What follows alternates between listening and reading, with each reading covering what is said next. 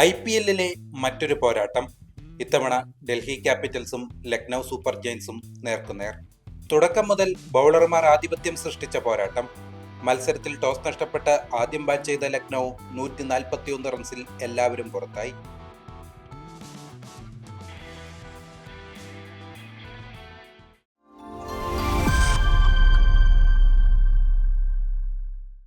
മറുപടി ബാറ്റിംഗിൽ ഡൽഹിയും തകർച്ച നേരിട്ടു. ഒരു ഘട്ടത്തിൽ 4-26 എന്ന നിലയിൽ ഡൽഹി തകർന്നടിഞ്ഞു.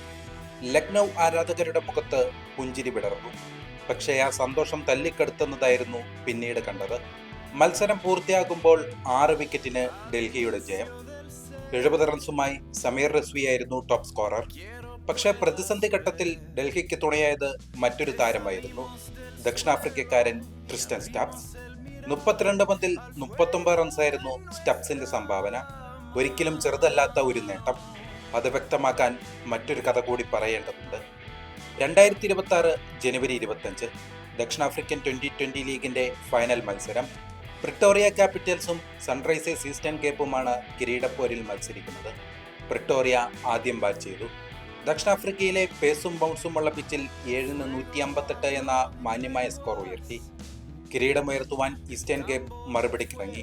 പക്ഷേ തുടക്കം മുതൽ ഈസ്റ്റേൺ കേപ്പ് തിരിച്ചടി നേരിട്ടു. വെറും 48 റൺസിൽ 4 വിക്കറ്റുകൾ വീണു.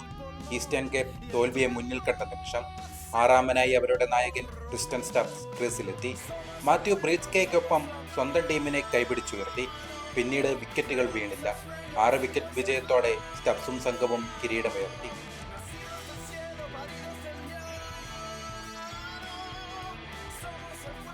അതൊരു ഫൈനലായിരുന്നു. കിരീടമെന്ന സ്വപ്നം തലയ്ക്ക് മുകളിൽ നിൽക്കുമ്പോൾ ലക്ഷ്യത്തിലേക്ക് പോരാടാൻ കഴിയണം. ട്രിസ്റ്റൻ സ്റ്റബ്സിലെ നായകന് അതിന് കഴിഞ്ഞു. പ്രതിസന്ധിയിൽ അയാൾ മെല്ലെ സ്കോർ ഉയർത്തി.